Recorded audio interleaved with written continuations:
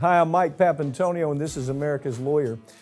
The party conventions are now in the rearview mirror, but the corporate shadow that hung over both the Democrats and the Republicans, it just can't be ignored.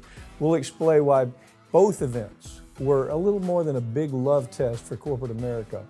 One of the biggest corporate bankruptcy judges in the country, well, they were caught having an affair with a corporate defense lawyer who was steering the cases his way, and there was a good chance that this affair swayed his decisions, almost for sure, but also probably impacted your life or the life of someone that you know. And the founder of the popular online messaging app Telegram was arrested in France this week, causing massive backlash among public from all over the globe. We've got all that and more.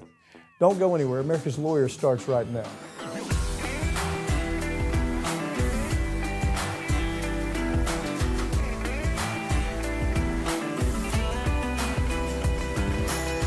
During both the Republican and the Democratic conventions, the issues of inflation and price gouging were at the forefront. But what was missing from the floor speeches was the fact that companies and people responsible for the pain you're feeling were paying hundreds of thousands of dollars for private boxes at these conventions to suck up to the lawmakers or maybe future lawmakers. No surprise. They had rooms up there from the top. They were costing $500,000 just so you could be in that room and hear and that was both sides. I mean, both Republicans, we're for the working person. You really matter to us. And then they're going to have drinks with the corporate America that tells them, well, you know, we want to raise prices on this. We want to raise prices on insurance. We ought to be able to drill wherever the hell we want to drill. We ought to sell pharmaceuticals that might kill or cripple people and get away with it.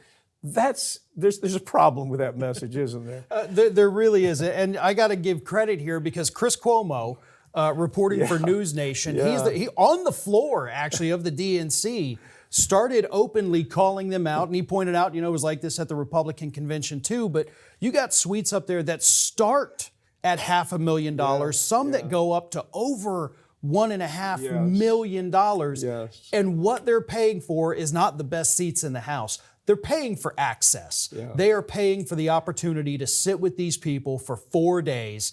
But as Cuomo talks about, the media doesn't talk about those. They're not talking about the box seats. Yeah. They show these happy, enthusiastic people out in the crowds and the passionate speeches on stage.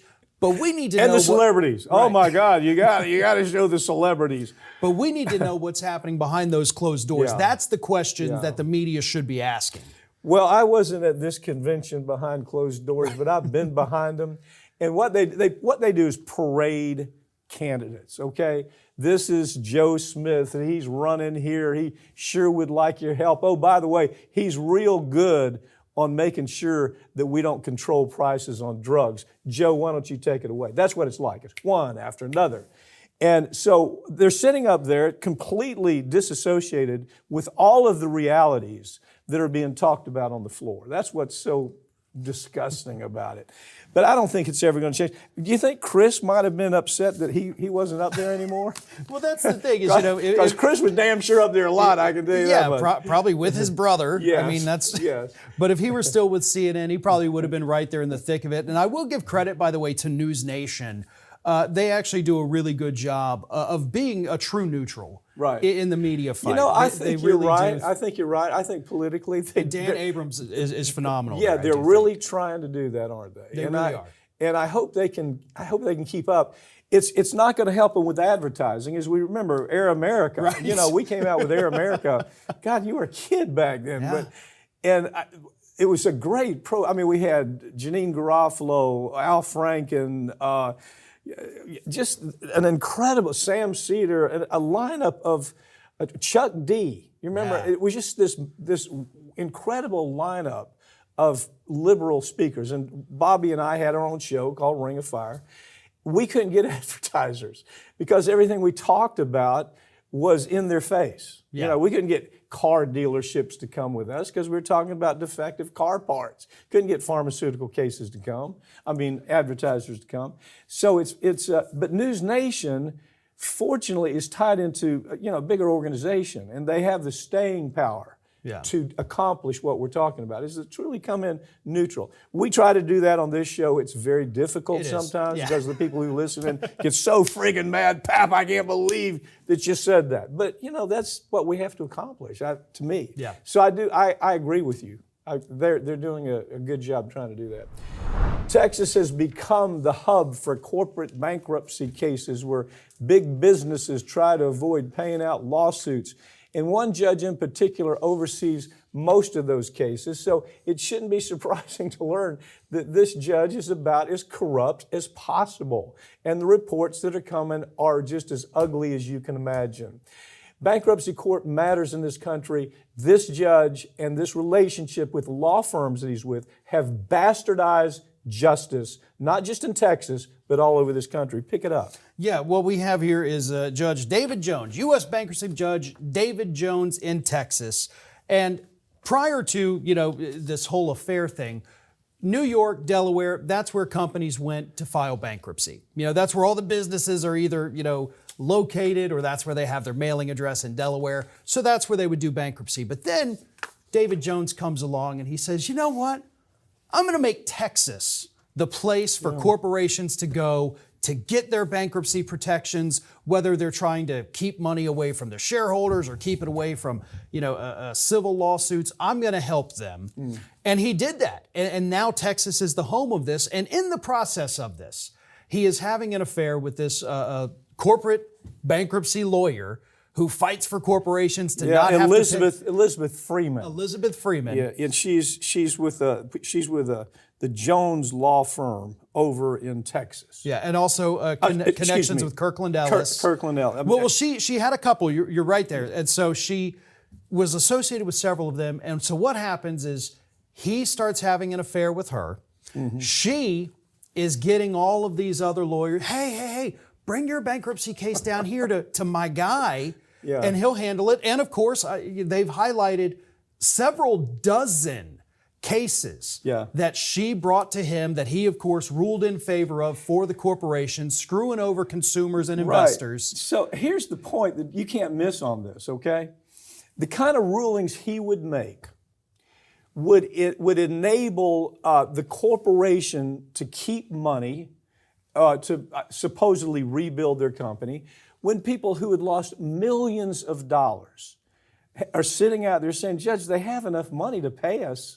Can't you make them pay us? No. They need that money for reorganization. Typically in bankruptcy court, a vendor who might sell coffee machines to the company, unfortunately, they have a higher position of being paid than with the company that's in bankruptcy if they've killed or crippled or done horrible things to thousands of people. That coffee vendor has a superior position to all those people who are injured. Now that's where it begins. Yeah. That's just the overview. Here he had people that were out there saying, Judge, could you show us your math? And the judge would say, no, I'm not going to. What's his exact words? He says, that's not going to happen. In other words, one company would say they're worth $7 billion, Judge. Yeah. What are you doing? And the judge says, no. They're only worth $5 billion. And they'd say, well, can you show us the math? And they'd say, no, we're not going to show you the math. It was a love affair. And Kirkland and Ellis, don't miss this point. This law firm, this one of the biggest law firms in the world, by the way, knows about this love affair. They absolutely they joke about it. Hey, let's take it to Judge Jones because he'll give us everything we want. The corporation will get everything. The creditors will get nothing. These people who have their lives invested in this corporation want a chance, are going to lose everything. I mean, that's what this is about. And also to pay his girlfriend, he would have her listed as a referral attorney. Even if she had nothing to do with it, he would go out there and say, okay, well, no. She steered the case this way, so yes, some of these fees and all of that, they must go to her, 15%. Right. So he is also funneling money to this woman that he was having this affair with. And only resigned a couple days after this story initially came out. To be prosecuted. Yes. Okay. Now he's with his friend is Judge Marvin Isger. Okay, so it's Jones and Isger. They're like a team. Yeah. bring your cases to us, and we're going to give you everything you want if you're a big corporation. And if my girlfriend, oh, by the way, says that this is something you should do. This is such an ugly story, man. And it really, I mean, we're talking about all kinds of things. We're talking about pharmaceuticals. We're talking about energy companies. There is a good chance that people watching this, you were either directly affected through your portfolio, or somebody you know was directly affected being an employee of one of these companies. That's how sprawling this story is, what this man did by corrupting the entire justice system in the state of Texas for his benefit, for his girlfriend's benefit, and for the benefit of those other corporate lawyers. Let me tell you, you want to hear the real stinger on this right now? The company, Johnson & Johnson, that made baby powder, the talc that's killed thousands of women and will continue to kill thousands of women. You know where they're going for their new bankruptcy number 3? They're going to Texas because they think you're going to get a good judge there. This story is almost endless with ugly. It really is. And I will say, going through this whole thing, of all the horrible stories we've done over the years, this one, it may not be at the top. This one is close to the top. Because I want people to truly grasp how disgusting this story is. And if you get a chance, read the whole thing yourself, because it's shocking. It is nothing short of shocking. It's absolutely hard to read. Yeah. Because you're reading this article about these judges and this woman and the law firm of Kirkland and Ellis. And I mean, to them, this is like big payday. This is a standing joke. We'll go in front of Judge Jones because he's having sex with Freeman. Yeah. And we're going to win. And oh, by the way, his girl he's having sex with, she's going to get paid extra money too. I don't know how it gets much uglier than that. I'm sure it is, even the stuff we don't know about, though. The death of actor Matthew Perry and the recent announcement of criminal charges have brought attention to a very dangerous pattern in America. The doctor-to-dealer pipeline. This is when doctors become little more than drug dealers for their wealthy clients, and it's far more than common than what you might think. As a matter of fact, it's almost a way of doing business. As you know, this law firm actually initiated the national case with opioids. We started that case. I took the depositions. We settled it for a neighborhood of $60 billion by the time it's all over, and that's still not over. It's still going. One thing we found there was doctors had become part of that feeding frenzy, right? They'd go to a doctor, they'd say, "Doc, why don't you come on out to Honolulu with us? We want to give you a class on why you should give as many opioids as you can. As a matter of fact, Doc, if you don't do that, you might be sued for malpractice because your patient is going to be in pain unnecessarily." Yeah. And that's the Sackler Group. Now, the Sackler Company just came out of bankruptcy. And so we're just now starting our attack there. The documents, Farron, I would almost have to make them up for them to be any worse for the company. I'd almost have to write them and say, "Hey, this is really going to kill them." That's how bad the documents are. Yeah, and you know, it's horrible that it has to go through a tragic event like Matthew Perry, a high-profile event, for people to really understand this. But this is something, and we've seen it with celebrities, going back to Elvis. Mm-hmm. They just have these doctors who know that they are slowly killing these individuals, whether it's Elvis, whether it was Michael Jackson, Matthew Perry, all things that people are very familiar with. But then the story dies down, right? Mm-hmm. Okay, well, that's over, that's settled. It's just these rich people, but it's not. It's people that don't have, $2 to go buy themselves lunch that are also addicted to these painkillers. And they go and do what's called doctor shopping, right. Something we have talked about plenty of times. Because they know that if they go to enough people, they're going to find somebody, some doctor with no morals, no scruples whatsoever, looking for the quick payday, and they'll say, "Yeah, sure, I can give you a 30-day prescription for this, and maybe you're in a little more pain. Maybe you take 2 a day, so maybe you come back in 15 days, and I can renew it for you. I can put you on something stronger here." Because a lot of times they will get kickbacks from the pharmaceutical companies for choosing those drugs over the other ones. Big kickbacks. And so it happens across the spectrum. It's not just the celebrities that are using their doctors as dealers. This one is ketamine, right? Yeah. And so what we know is it's a general anesthesia. We know that it causes disorientation, it skyrockets your blood pressure, your heart rhythm to dangerous levels. We know it can make you unconscious that quick. Yeah. They think that's what happened to Perry, that he became unconscious in his hot tub. But the point is, the doctors are pushing it by ways that they say, well, this sounds legitimate. I'm going to give this out for PTSD. I'm going to give this out for depression. And the truth is, the numbers aren't in. The epidemiology is not in. When they make a product, this guy can go to a laboratory, for example, and he can make ketamine right there in his laboratory. Somebody does. It's not something you have to grow. Like you don't grow it. It's not a poppy. Yeah. It's not like the opium, morphine, heroin kind of connection. This is done right there in the in a small lab, right? Yeah, and so that is another big part of this too. Other people, when you're getting it, off the street, or even some of these, lesser doctors, which we've talked about, they will buy from these kind of dealers as well. No control. And you don't know what's in it, if it's a good product. And these people do become addicted, just like they become addicted to opioids. They're being told by their doctors that this is the only way to cope with this. There's nothing else we can do for your depression or your PTSD or your chronic pain.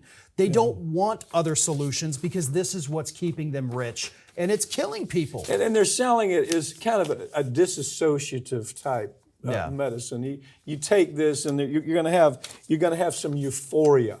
You're going to feel disassociated with all the problems that you have, and oh, by the way, it's probably going to kill you. And I'd love to say the medical profession isn't just driving that train, but they are. Again, just like they did with opioids. Now that we're entering the home stretch of the presidential campaign, millions of Americans are wondering why we still aren't hearing the candidates actually talk about issues. God, we talked about, have you heard any issues from either side? I swear to God, I sat there with both of them, and I'm thinking, well, for example, he's talking, okay, well, we got to do something about tariffs, right? Okay, well, if you do something about tariffs, Mr. Trump, how does that affect the economy? Does it affect consumers? You got Harris talking about, we need better education for younger children. We need all of these social issues, which we granted do, but how do you pay for it? It was this feel-good kind of message. It panders to us, doesn't it? Yeah. But then the economists are saying, what the hell? Nobody's telling us how we're actually going to do this. Right. We are, as honestly, the HuffPost of all places put it, we're headed to the first campaign where issues don't matter. Yeah. And I know some people are probably watching this maybe from either side saying, no, Trump has policies on this or Harris has policies on this. And listen, let me explain it. Have you found them? Announce them right now if you found them, because I haven't. What both folks have is talking points, not policy. Yeah. And there is a world of difference between the two, and I want people to understand that. Harris has said, yes, we have to, increase housing subsidies to get people housed. How do you That's great. Yes, exactly. You got to have the second part of it. Trump says, we're going to put tariffs on every good coming into this country, and I'm going to deport 25 million people. What's the result of that? Yeah, that's going to kill the economy. They actually have a name for it, this new thing that's developing this election cycle. It's called vibe-based politics. I want to get a vibe going. I want to say something that everybody goes, my God, that's brilliant. Oh, yes, I would love to have that too. But at the end of the day, they don't have any plan. They have zero plan. I think you could go to both sites for these people and ask, well, what's the analysis of the plan? There is no analysis. I've done that. Oh, you have? I've been to both campaign websites. Last I checked, actually, Harris did not have a section on her website at all. Trump had a list of, I think, 14 or 15 talking points that you couldn't even click. They were one sentence, I want to do this, I want to do that. So nobody actually has concrete plans laid out in a policy paper that says, okay, listen, I want to increase the child tax credit to $6,000, which Harris says she wants to do, which is good.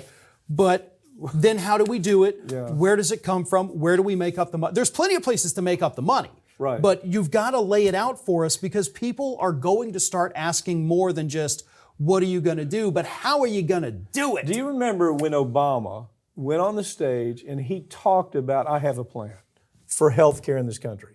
He laid it out. Yep. You could go to his site and he could say, here's how I'm going to do this. It wasn't vibe politics. There was a vibe to it, but he had an explanation about it. I mean, my God, even think back to George Bush, for God's sake. That freak. He had policy ideas that were backed up with an underpinning of how he's going to accomplish it. That is not the case with either candidate right now, and it's so bad that they actually had to come up with this term, vibe-driven politics. Well, and even with Biden, when he was running, the infrastructure bill was the big thing he was campaigning on. So they put out the specifics of the infrastructure bill. We're going to do this, that, the other thing. Here's where we're going to pay for it. Here's how we allocate. You could go to the site and read it. Exactly. Yeah. Go to her site right now. Oh, you did. I'm sorry. But it really, it is disappointing because I'm enjoying watching this Harris surge, as everybody that watches the channel regularly knows. I'm loving this, but we're kind of at the point now where it's like, okay, let's temper down now and start to get into the nitty gritty. Yeah, I know you get angry with me. I think it's still a sugar high. I really do. I think they're keeping her out of the light for a reason. She needs to jump back in. She needs to tell her handlers, hell no, if you don't think I can handle this, then we're going to find out. And jump in and get in front of the camera and talk like a candidate. That's just my take on it. I just think, I talked to a very good friend of mine that he's called him a lot, Jackie Ryan in South Carolina, and he says, look, if they don't put her out front, if they don't let her talk on her own without a teleprompter where she's answering questions, that he says this is going to be, she's going to win popular vote, but she's going to lose the Electoral College. Well, I do think, I will say, first of all, the corporate media is so bad in this country, and the reason they're mad she's not talking to them is because they want the ratings. So I got no love lost for the corporate media bitching about that. You've said that. But she is not like Biden in 2020 where he wasn't. She is at least still going around the country and she is talking to crowds. So she's not hiding the way that Biden kind of did in 2020. She's talking to people, which is good. So she's talking to the people that make the actual decisions, not the people who are just looking for the clicks and headlines. So she can't do it forever. Obviously, a good sit-down interview, 60 minutes, something would be good. Well, the best thing we have is Trump on the other side can't keep his mouth shut. And I mean, the guy, my God, just when you think, okay, somebody's told the goof to stay quiet for a little while. Just when and he sounds like he's quiet. The next day, it's some outrageous statement. And you go, what the hell is that about? All right, a firestorm erupted this week when authorities in France arrested the founder of the messaging app Telegram for activities that were taking place on the platform. Most people view this as an attempt to silence free speech, myself included, as Telegram has grown to more than 1 billion users, making it even more popular than Twitter. This guy doesn't go away, Farron. You understand? Right. He does not just go away. That's what shocked me, though, that there are more active users on Telegram than there are on Twitter or X. Yeah. But, what happened here is Pavel Durov, the man who created Telegram about 10 or so years ago, and he did it to kind of expose some government corruption. That's what Telegram was being used for, sending these messages. Essentially, Russia really wanted to take him down. Oh, they wanted to kill him. Yeah, they wanted to assassinate the guy. I mean, really. So he then kind of became mobile, traveling all over the world, running Telegram from different countries at various times, because it was exposing a lot of what governments across the world were doing. So he's in France where he has dual citizenship, and they nab him, because they say, aha, Telegram, I don't know if you know this, people were using it to do crimes. So you are now liable for all of those crimes. Totally contrary to 230, isn't it? I mean, isn't 230 about the fact that we're not responsible for what's up there? So Russia... And this is the other extreme of 230, though, and that's why we got... That was a very good point. But here you have a guy, the Russians want to kill him because he wants to talk about all the Russian secrets. He wants to have it out there. France says, oh, we're different from Russia. We don't operate like Russia. We don't censor people who are critics. This guy is the world's biggest troller You know, they're mad at him for trolling authority. That's, if I were to say, Yeah. what's he doing? He's trolling authority. He's trolling the people in charge of that authority. He's talking about issues that cause these governments such angst. And I mean, you know, if you drill right down to it, he's worth $9 billion. He doesn't have a country. He's always on the move. And he certainly doesn't live like our tech billionaires here in the United States. Hell no. He says, I reject all that. Yeah. I reject the big yachts and I reject the big houses. And he says, I'm a purist where it comes to this simple message. Censorship is bad. Censorship is undemocratic. Censorship will ruin us as a civilization if we allow ourselves to do it, but not France. If you follow the buildup, Macron is trying to. He said, "Oh, this is completely appropriate. This is something we absolutely should be doing." Well, they're saying the same thing that Russia said. Yeah. Exactly the same reasons that Russia said it, and nevertheless, we try to distinguish ourselves in the West as being so much above that fight. Well, and people need to understand that if we just completely were to say that Section 230 goes away completely, this starts happening in the United States almost immediately. Right. But at the same time, Section 230 says, oh, no, y'all can do whatever the hell you want, and nobody's ever going to hold you accountable. Right. Those are two extremes that are both awful. There has to be some kind of middle ground on this. Section 230 has to be revamped. And in this case, if you have evidence that this man is helping facilitate drug deals or criminal activity, then that's one thing. But you've now had plenty of time. You could have made any of that public, but you didn't. So I don't buy it. I really Farron, don't. You and I last week did a story. And the story was where Facebook was pumping out drugs. I mean, selling drugs, right? What did they accuse him of? Well, he's promoting the sale of drugs. We've talked about so many stories with virtually all of the tech companies that have been caught up in not monitoring what should be monitoring child pornography. Yeah. What did they say? Human trafficking. Human trafficking, participating in human trafficking. So what's different? They're saying, well, he's doing all that. It's the same thing. The thing they hate about him is they can control a Zuckerberg. You see, they can say, don't troll us. Don't troll me as president or me as senator or me as House of Representative. Don't do that. Leave us alone. So they bring him up in front of Congress and he testifies. This guy says, kiss my ass. Yeah. He says, I'm going to do what I want to do because it's called freedom of speech. He's absolutist. I mean, that's what the guy is. Yeah, and look, if evidence comes out that shows he's directly involved in it, okay, Oh, of course, then arrest absolutely, him. yes, sure. Yeah, if he's part of any of these rings, I mean, arrest him. But until you come out with that hard evidence, it is hard to believe that this is not some kind of politically motivated attempt to silence this guy. It is happening all across the EU, Farron. That is one of the problems with the EU. You do it in Germany, we do it in France. You do it in the UK, we do it in Spain. That's the problem with the EU. And so this is all being driven by the EU, which is to say he's different than Facebook or YouTube or any of the other tech companies. He's different. Well, and they hold them accountable. They say, you got to pay us $10 billion. You got to do this, you got to do that. Okay, but him, no, we're going to arrest him. We're going to put you in jail, buddy, because we don't like you trolling our politicians. Macron, I mean, he beat the hell out of Macron all the time because he said the guy's a fraud. He's covering up what's really happening in France. Macron didn't like that. So we said, let's go arrest the guy. Farron, thanks for joining me, okay? Thank you. That's all the time we have, but all these segments are going to be posted right here on this channel in the coming weeks.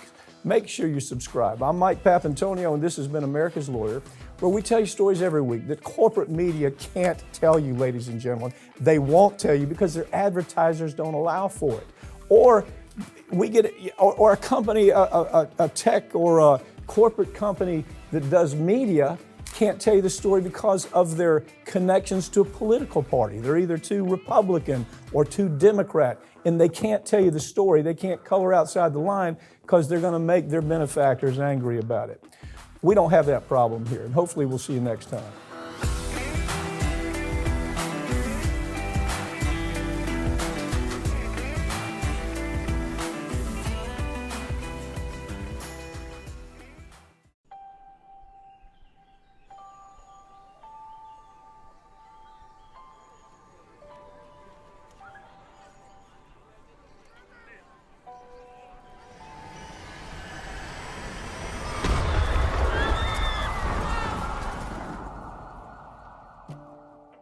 had helped dirty money flow through its branches around the world, including at least 800... Plaintiffs allege that the defendants provided money and medical goods to terrorist groups Hezbollah and Jaish al-Mahdi. This is a well-organized business for these individuals that carry out these attacks. Terrorism is a business, and they run it like a business. They knew about what was going on for a decade. They absolutely, no question about it, knew that HSBC was washing money. They had every reason to understand it was for terrorism and it was for drug cartels. Took no action whatsoever. These banks are involved. Their accounts are connected, and they're using them to mask the transactions. The more complicated they can make the transactions, the more distance they can put between the bad guys and the seemingly legitimate purpose of these funds. They pay $1.9 billion, which is a drop in the bucket compared to what they've made, and nobody goes to prison. These CEOs, these bankers that made this decision, they're safe at home. They know what they've done. It's resulted in the death of Americans, contractors and soldiers, not just hundreds, but thousands. And we look the other way because they don't look like criminals. The die is cast. The people that are responsible are on Wall Street. And they don't look like criminals.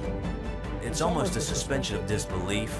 Sometimes I'll have people call me and say, is this real? Do they really get away with this? Yeah, they do.